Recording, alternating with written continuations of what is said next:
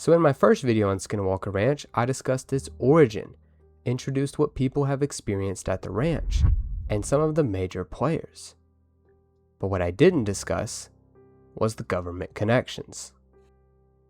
Now in the first video, I mentioned nothing was ever announced from Bigelow's research at the ranch. But what I didn't mention was that it was because the government got involved. George Knapp, the Las Vegas investigative journalist that broke the Bob Lazar story, was the first reporter allowed at the ranch in 2002. By 2005, he had co-authored Hunt for the Skinwalker, which documented strange events reported by the Shermans and reviewed years of research conducted by NIDS. In 2021, he also co-authored the book Skinwalkers at the Pentagon.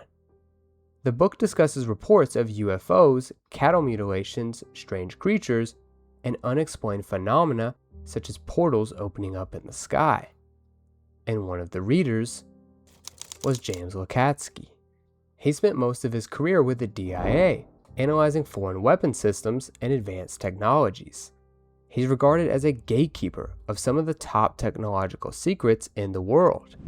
And after reading Knapp's book, he decided to come out to the ranch and study it for himself.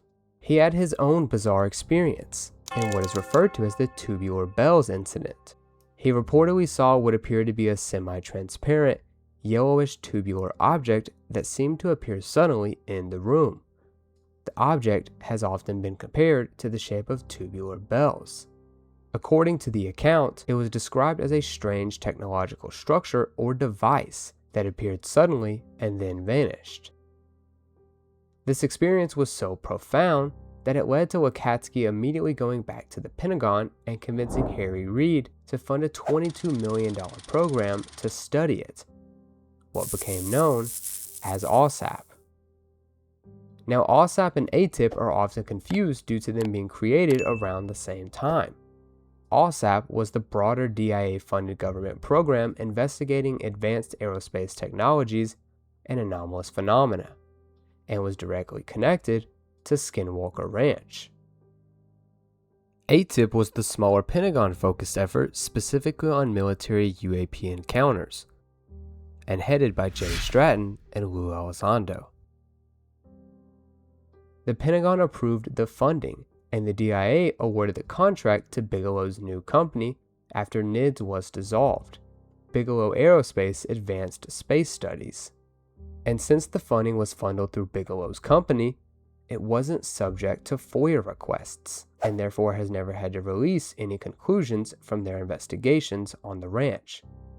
And even today, the government connection hasn't completely disappeared. In the Secret of Skinwalker Ranch docuseries, military Black Hawk helicopters and other aircraft have repeatedly been observed around the ranch. The Skinwalker team confirmed the aircraft to have their transponders off, preventing them from being tracked on radar. And the aircraft have been seen conducting deliberate surveillance or reconnaissance of the property. The researchers have made it very clear that they're not happy with the unwanted surveillance and violation of airspace. Now that we've established the government agencies being connected, let's discuss the individuals. One of the most important people is Travis Taylor.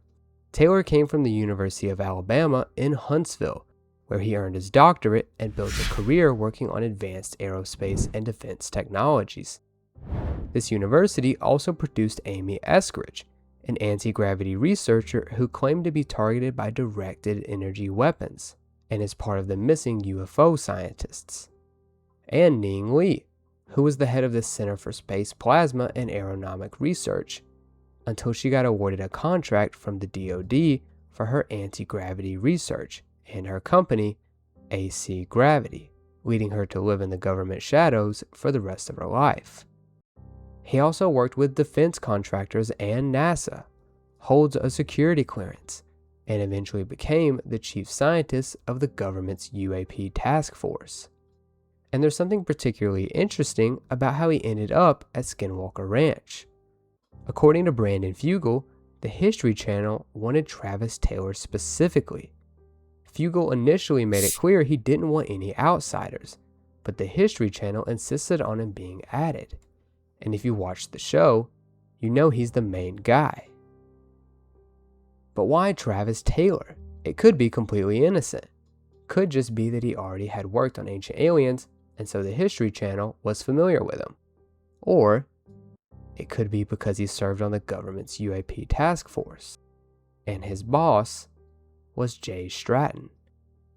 Jay has also been connected to the ranch, even appearing on an episode discussing anomalous phenomena he'd experienced himself when researching it. Travis and Jay are apparently close friends, so close that they have a band together called the Hitchhiker Effect. He also is a clear government insider and was the person who recruited and was the boss of infamous whistleblower Lou Elizondo. And just like Lou, he's writing and releasing his own book about UFOs. And now Fugel. Fugel states that he has no security clearances and is not interested in any government relationship, whether it is funding or investigation of the ranch. Fugel says he bought Skinwalker Ranch in 2016 intending to privately investigate it and initially had no intention of monetizing it.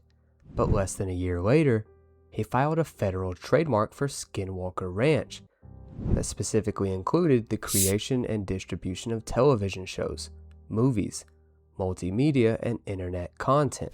He also filed for the trademark Skinwalker on the same day. Fugel claims the History Channel didn't approach him until 2019 at the earliest. Now, if the sole purpose was just to protect the name of the ranch, you'd expect a much more narrow trademark, because when people file it, they have to specifically say what they intend to use it for, or else it won't be covered under the trademark. Instead, they're filing Skinwalker and Skinwalker Ranch, but television, movies, multimedia, internet content, storytelling, publishing, and recreation. The fact that they filed 2 trademarks on the same day and specifically sought protection for making content makes it seem like there was an intent to monetize the ranch in many different ways. He also made it clear that him and members of the ranch felt betrayed that Taylor had joined the UAP task force and then hid that from them.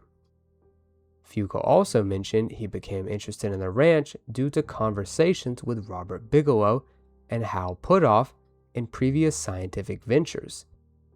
Bigelow is clearly connected to the government with his NIDS and BAS contracts, and his company Bigelow Aerospace being contracted with the government and rumored to have almost been given an off-world vehicle by Lockheed Martin in 2009 to study before the transition was blocked by the government. There was a transfer between Lockheed Martin, Bigelow Aerospace, and the CIA allegedly blocked this. Can you describe that?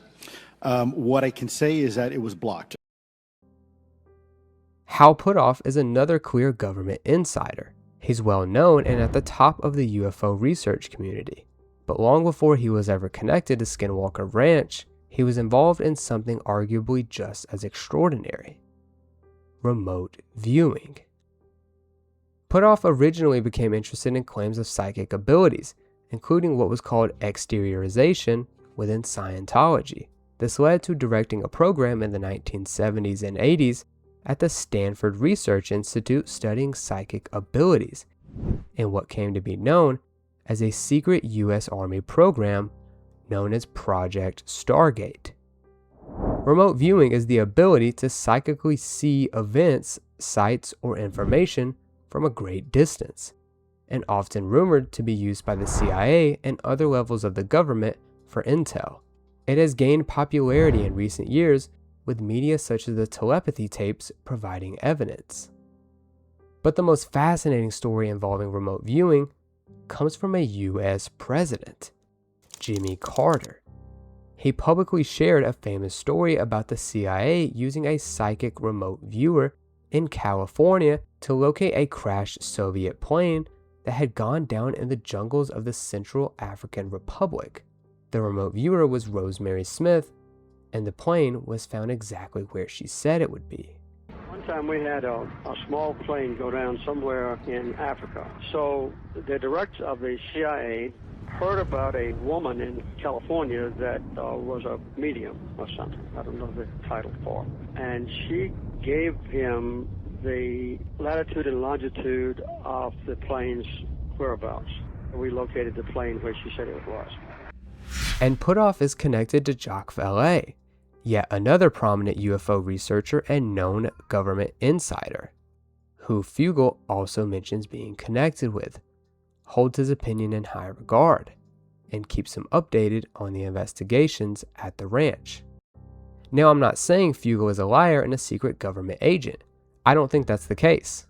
I'm just pointing out information that is publicly available, and how the government has been connected to Skinwalker Ranch in official and seemingly unofficial ways, by putting in people who have clearly defined and well-known connections to government agencies and programs, and putting them into this research and docuseries. What I am saying is that there is a remarkable overlap between the people investigating Skinwalker Ranch and the people who have spent decades working with the US government on UFOs, advanced technology, intelligence, and anomalous phenomena.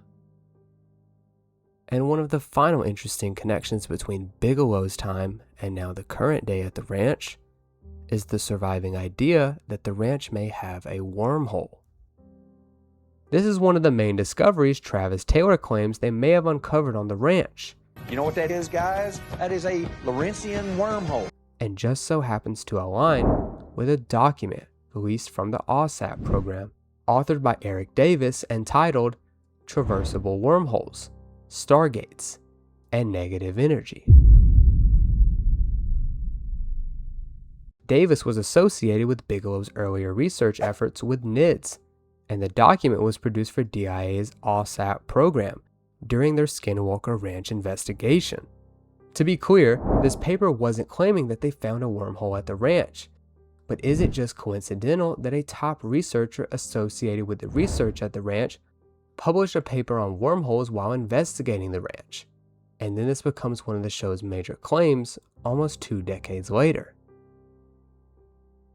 Is that evidence that the government already knew what was happening at Skinwalker Ranch, so they planned out a slow drip of information to give people time to be able to handle it?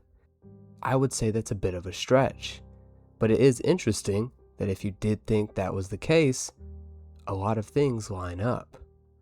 But overall, there's no overwhelming evidence. It's all circumstantial. Maybe conveniently because FOIA won't apply to Bigelow's companies. Certainly aerospace corporations have knowledge in the UAP area that specifically are sequestered against FOIA. So it does leave us with a very strange question. Why are the same people, organizations, and ideas appearing around Skinwalker Ranch over and over again?